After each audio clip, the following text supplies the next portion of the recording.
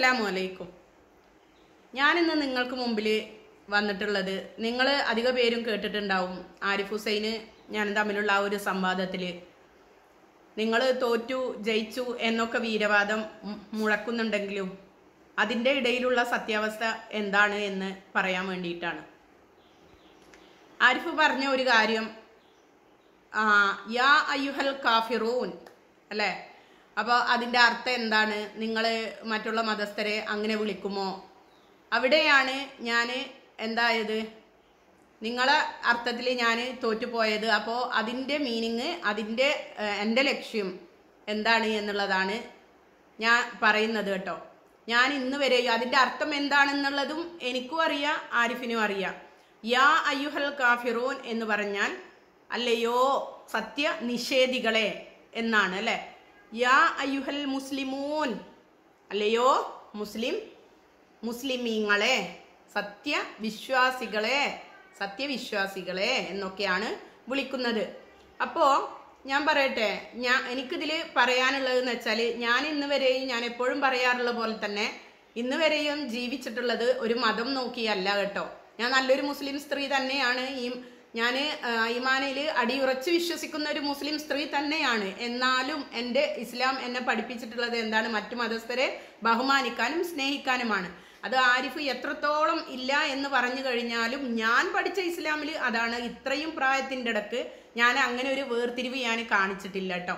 അപ്പം അതുകൊണ്ട് തന്നെ ആരിഫ് വളച്ചൊടിച്ചിട്ടാണ് അതിൽ എങ്ങനെയെങ്കിലും കുറച്ച് വർഗീയത സൃഷ്ടിക്കുക എന്നുള്ളതാണെന്ന് എനിക്ക് നന്നായിട്ട് ബോധ്യപ്പെട്ടൊരു സംഗതിയാണ്. പിന്നെ റെക്കോർഡ് ചെയ്യുമെന്നുള്ളതും അറിയാം. അപ്പം അതിൻ്റെ അടിസ്ഥാനത്തിൽ തന്നെയാണ് ഞാൻ അതിന് അധികം വ്യാഖ്യാനങ്ങൾ കൊടുക്കാതെ ഇരുന്നത് കേട്ടോ. നിങ്ങളിനി ഇതിപ്പോൾ എങ്ങനെ വ്യാഖ്യാനിച്ചാലും എനിക്ക് കുഴപ്പമില്ല. കാരണം ഞാൻ അങ്ങനെ ഒരു വർഗീയത സൃഷ്ടിക്കുന്ന ആളല്ല. നിങ്ങൾ എന്ത് പറഞ്ഞാലും ഞാൻ അത് സമ്മതിച്ചു തരാൻ പോകുന്നില്ല. കാരണം അതുകൊണ്ടാണ് ഞാൻ അവിടെ അത് അധികം തർക്കത്തിന് നിൽക്കാണ്ട് പോയത് കേട്ടോ. ഞാൻ അങ്ങനെ വിളിക്കൂല. കാരണം എനിക്ക് ഒരുപാട്, ഞാൻ പറഞ്ഞില്ലേ, അന്യമതസ്ഥരായിട്ടുള്ള സുഹൃത്തുക്കളുണ്ട്. അവരോട് നിങ്ങൾ സത്യനിഷേധികളല്ലേ, അല്ലെങ്കിൽ നിങ്ങൾ അങ്ങനെ ചെയ്യുന്നവരല്ലേ, കാഫിറൂന് അല്ലേ, നിങ്ങൾ കാഫിറീങ്ങളല്ലേ, അങ്ങനെയൊക്കെ പറഞ്ഞാൽ അത് എൻ്റെ ഇതിൽ അത് അത്രയധികം വേണ്ടാത്തൊരു വാക്ക് തന്നെയാണ്. പിന്നെ എന്തുകൊണ്ട് ഖുർആൻ യാ അയ്യുഹൽ കാഫിറൂൻ എന്ന് പറഞ്ഞു എന്നത് അന്നത്തെ കാലത്തെ യുദ്ധാടിസ്ഥാനത്തിൽ വന്നിരുന്ന വാക്കുകളാണ് അത് കേട്ടോ. അവർക്ക് വിളിക്കാനുള്ള ഒരു സത്യനിഷേധികൾ അന്നത്തെ കാലത്ത് യുദ്ധത്തിൽ പിന്നെ സത്യനിഷേധികൾ ഉണ്ടായിരുന്നു. അപ്പോൾ അവരെ വിളിക്കുന്നത് അറബി വാക്യമാണ് കാഫിറൂൻ എന്നുള്ളത്, സത്യനിഷേധികൾ. അങ്ങനെയാണ്. യാ അയ്യുഹൽ മുസ്ലിമൂൻ, മുസ്ലിമീങ്ങളെ, അല്ലെങ്കിൽ യാ അയ്യുഹൽ കാഫിറൂൻ, സത്യനിഷേധികളെ, അങ്ങനെയൊക്കെയാണ്. അല്ലാതെ ഇതിനെ വളച്ചൊടിച്ചിട്ട് ഒരു വിവാദം സൃഷ്ടിക്കാനാണ് ആരിഫ് ഉദ്ദേശിച്ചത്. അതെന്തായാലും നടക്കൂല കേട്ടോ. അപ്പം അതിന് ചെറിയൊരു ക്ലിപ്പ് ഞാൻ ഇവിടെ ഇടാം. ചിലപ്പോൾ ഞാൻ ആഡ് ചെയ്യും ക്ലിപ്പ് നോക്കിയിട്ട്. അതെന്താണെന്ന് വെച്ചാൽ സ്ട്രൈക്ക് വരുന്നതിനെ കൊണ്ടാണ് കേട്ടോ, വേറെ ഒന്നും കൊണ്ടല്ല.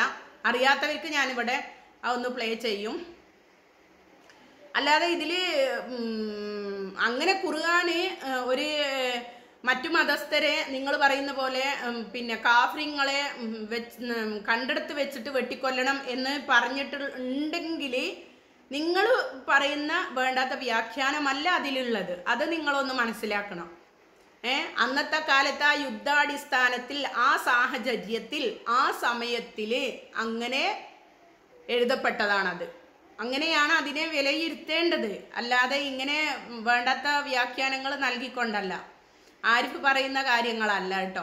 അങ്ങനെയാണെങ്കിൽ ഞാൻ നിങ്ങളോട് പറയട്ടെ കൂട്ടുകാരെ, ഈ ലോകം ഇങ്ങനെ കണ്ടാൽ മതിയോ? ഈ ആരിഫ് പറയുന്ന പ്രകാരം, ഈ ആരിഫ് ഉന്നയിക്കുന്ന പ്രകാരം അങ്ങനെ ജീവിച്ചാൽ ഈ ലോകം ഇപ്പോൾ പോയിക്കൊണ്ടിരിക്കുന്നതേ അങ്ങേ അറ്റം ഉള്ള കാര്യങ്ങളിലാണ് അല്ലേ? അപ്പോൾ ഞാൻ പറയട്ടെ, തെറ്റും ശരിയും ഒന്നും അറിയാത്തൊരു ജനത, ഇതെല്ലാം ഉണ്ടായിട്ട് കൂടി ആർക്കും പിന്നെ ഒന്നിനും ഒരു ലിമിറ്റേഷൻസ് ഇല്ല അല്ലേ? അപ്പോൾ ഇസ്ലാമിൽ ഒരുപാട് ലിമിറ്റേഷൻസ് ഉണ്ട്, തെറ്റും ശരിയും ഉണ്ട്. അതിൻ്റെ അടിസ്ഥാനത്തിലാണ് ഓരോ മുസ്ലിമും ജീവിക്കേണ്ടതും വളർന്നു വരേണ്ടതും അല്ലേ? അപ്പൊ ഈ തെറ്റും ശരിയൊന്നും ഇല്ലാത്തൊരു ലോകത്ത് ഇപ്പൊ പടച്ചോനില്ല, റസൂലില്ല, റസൂൽ പറയുന്ന കാര്യങ്ങളില്ല, ഒക്കെ പറയുന്നുണ്ട്. ഞാൻ പറയുന്ന ഒരൊറ്റ കാര്യമുള്ളൂ, ഇതൊന്നും ഇല്ലാതെ നിങ്ങൾ എന്ത് കണ്ടിട്ട് എങ്ങനെ സത്യം ഏതെന്ന് തെറ്റ് ഏതെന്ന് ശരിയെന്ന് തെറ്റെന്ന് എല്ലാം കണ്ടിട്ട് എങ്ങനെ ജീവിക്കും? നിങ്ങൾ എങ്ങനെ നിങ്ങളുടെ മക്കളെ വളർത്തും? ഈ പറയപ്പെട്ട ഇസ്ലാമിൽ നിന്നുകൊണ്ട് തന്നെയാണ് ഞാൻ നല്ലൊരു മുസ്ലിം സ്ത്രീ ആയതും മറ്റുള്ളവരെ സ്നേഹിക്കാൻ പഠിച്ചതും മറ്റുള്ളവരെ ബഹുമാനിക്കാൻ പഠിച്ചതും. പിന്നെ അതിലൊരുത്തം പറയുന്നുണ്ട്, നിങ്ങൾ ആരിഫിനെ റെസ്പെക്റ്റ് കൊടുക്കുന്നുണ്ടല്ലോ എന്ന്. വേണമെങ്കിൽ ഞാനിവിടെ ആ കമൻറ്റ് ഞാൻ പിൻ ചെയ്ത് വെക്കട്ടെ. റെസ്പെക്റ്റ് കൊടുക്കുന്നുണ്ടല്ലോ, ബ്രോ എന്ന് പറഞ്ഞ് വിളിച്ചല്ലോ.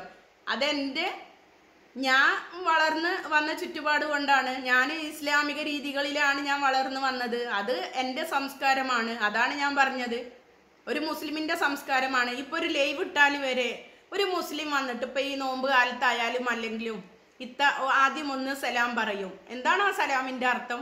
അള്ളാഹുവിൻ്റെ അനുഗ്രഹം നിങ്ങൾക്കുണ്ടാവട്ടെ എന്നല്ലേ. അതിനുശേഷം എന്ത് ചോദിക്കും? നിങ്ങൾ ഭക്ഷണം കഴിച്ചോ? നിങ്ങൾ സുഖമായിരിക്കുന്നോ? റാഹത്താണോ? ഇതെല്ലാം ചോദിക്കുന്ന മുസ്ലിങ്ങളുണ്ട്. ഞാൻ ഇന്നലെ ഇട്ട ലൈവിലും ഞാൻ പറഞ്ഞു. നേരെ മറിച്ച് യുക്തിവാദികളായിട്ടുള്ള എക്സ് മുസ്ലിമുകളായിട്ടുള്ള ആൾക്കാർ ഇതൊന്നും ചോദിക്കൂല.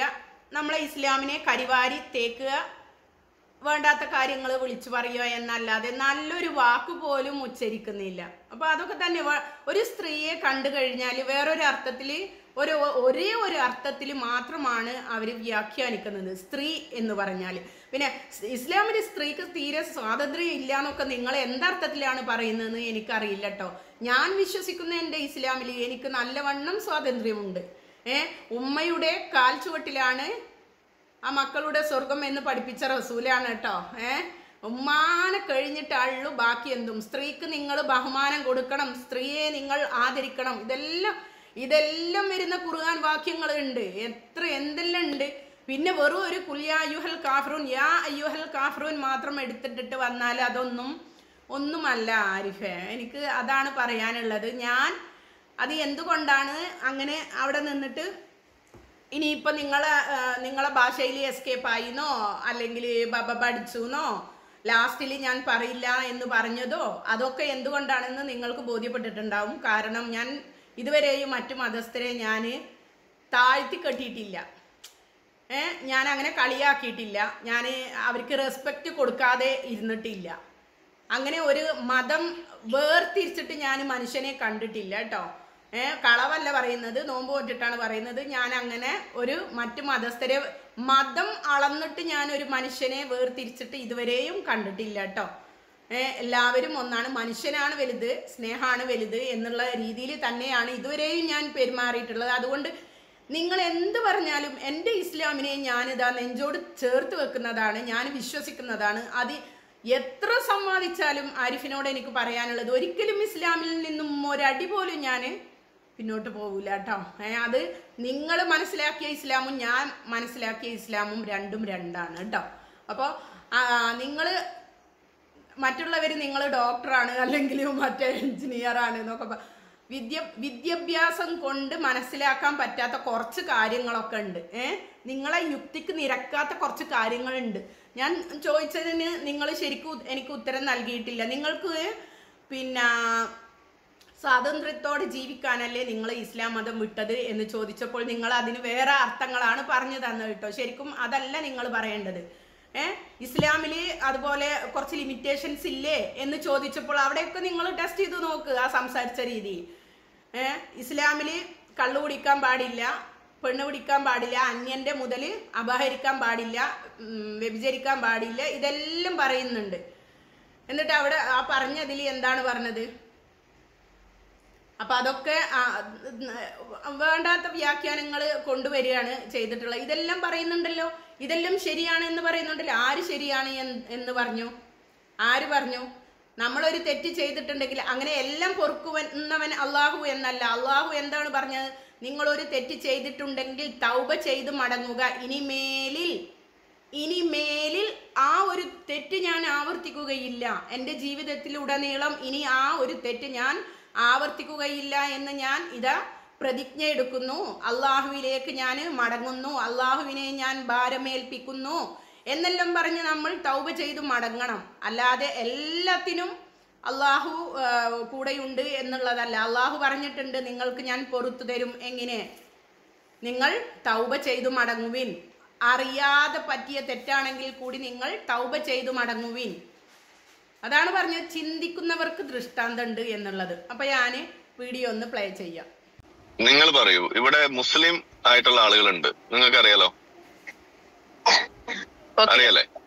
മുസ്ലിം അല്ലാത്ത ആളുകളെ നിങ്ങൾ എന്തെന്നാ വിളിക്കാറ്? രാമൻ എന്നോ അല്ലെങ്കിൽ മറ്റേ നിങ്ങൾ പറയുന്ന പോലെ അതൊക്കെ വിട്. നിങ്ങൾ ഖുറാനിൽ എന്താ വിളിക്കുന്നത്? മുസ്ലിം അല്ലാത്ത വ്യക്തിയെ ഖുറാനിൽ എന്താ വിളിക്കുന്നത്? മുസ്ലിം അല്ലാത്ത വ്യക്തിയെ ഖുർആനിൽ എന്താ വിളിക്കുന്നേന്നാ? യാ അയ്യുഹൽ മുഅ്മിനൂൻ, യാ അയ്യുഹൽ മുസ്ലിമൂൻ എന്നൊക്കെ പറയുന്നത് നിങ്ങൾ കേട്ടിട്ടുണ്ടാവും. ഇനി മുസ്ലിം അല്ലാത്ത ആളുകൾ എന്താ നിങ്ങൾ വിളിക്കാറ്? യാ അയ്യുഹൽ കാഫിറൂൻ കേട്ടിട്ടുണ്ടോ? അപ്പൊ നിങ്ങൾക്ക് അത് വിളിക്കുന്നത് ശരിയാണെന്ന് തോന്നിയിട്ടുണ്ടോ? യാ അയ്യുഹൽ കാഫിറൂൻ എന്ന് വിളിക്കുന്നത്? ഓക്കെ, ഞാൻ ഇപ്പം ഖുർആനിൽ നിങ്ങൾ പറയുന്ന കാര്യങ്ങൾ പറയുന്നുണ്ട്. ചോദിച്ചതിനുത്തരം ഞാൻ പറയാം. ഇതിനുത്തരം പറയൂ. നിങ്ങൾ ആ വിളി കേൾക്കുന്നത് നിങ്ങൾക്ക് ശരിയാണെന്ന് തോന്നിയിട്ടുണ്ടോ? ഞാൻ വീണ്ടും പറയുന്നു, അത് അന്നത്തെ ആ ഒരു യുദ്ധ കാലഘട്ടങ്ങളില്, പിന്നെ അറബ് രാജ്യമാണ് അല്ലെ, അപ്പൊ ആ സമയത്ത് പറഞ്ഞ കാര്യങ്ങളാണ്. ഓക്കെ, ഖുർആനിലുള്ളത് തന്നെയാണ്, ശരിവെക്കുന്നു എന്നും വിചാരിച്ചിട്ട് ഇപ്പൊ നിങ്ങൾ ഇതും കൊണ്ടുവന്ന് വിവാദം ഉണ്ടാക്കുന്നത് എന്തിനാണ്? ഏതൊരു മലയാളിയാണ് മറ്റു മതസ്ഥരെ കണ്ടിട്ട് പിന്നെ യാ യുഹൽ കാഫിറൂൻ, എടാ കാഫിറെ, എടാ കാഫിർ എന്ന് വിളിച്ചത് എവിടെയാണ് നിങ്ങൾ കേട്ടിട്ടുള്ളത്? നീ കാഫിർ അല്ലടാ അങ്ങനെ പറയുന്നത് ആരാണ് കേട്ടിട്ടുള്ളത്? എന്തിനാണ് വെറുതെ വിവാദങ്ങൾ സൃഷ്ടിക്കുന്നത്? എനിക്കറിയാം നിങ്ങൾ വിവാദം സൃഷ്ടിക്കാൻ ഇഷ്ടപ്പെടുന്ന ആളാണ് എന്നുള്ളത് എനിക്ക് നന്നായിട്ട് അറിയാം. അതുകൊണ്ട് തന്നെയാണ് പതുക്കെ എസ്കേപ്പ് ആയത്. എനിക്കറിയാം, ഞാനത് തീരെ ഇഷ്ടപ്പെടുന്നില്ല കേട്ടോ. അപ്പോൾ അത് അന്നത്തെ ആ ഒരു സിറ്റുവേഷനിൽ വന്ന ഒരു കാര്യമാണ്. പിന്നെ ഒരു കാര്യം കൂടി, ഈ പറയപ്പെട്ട ഖുർആനിൽ തന്നെയാണ് നിങ്ങളുടെ അയൽവാസി, അത് അന്യമതസ്ഥനായിക്കോട്ടെ ആരോ ആയിക്കോട്ടെ, എന്താ പട്ടിണി കിടക്കുന്ന നിന്റെ അയൽവാസി പട്ടിണി കിടക്കുന്നുണ്ടെങ്കിൽ നീ വയറ് നിറച്ച് കഴിക്കുകയാണെങ്കിൽ നീ എന്നിൽപ്പെട്ടവനല്ല എന്നും കൂടി ഖുർആൻ അവിടെ വ്യക്തമാക്കുന്നുണ്ട് കേട്ടോ.